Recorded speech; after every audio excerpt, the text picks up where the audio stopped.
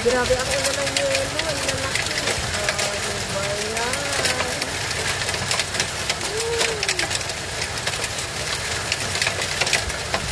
Ganito yung mga panahon dito sa amin.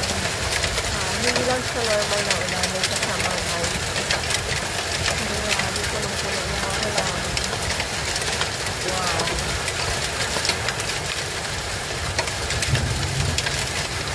Nakakasulaki naman siya ng John na hindi naman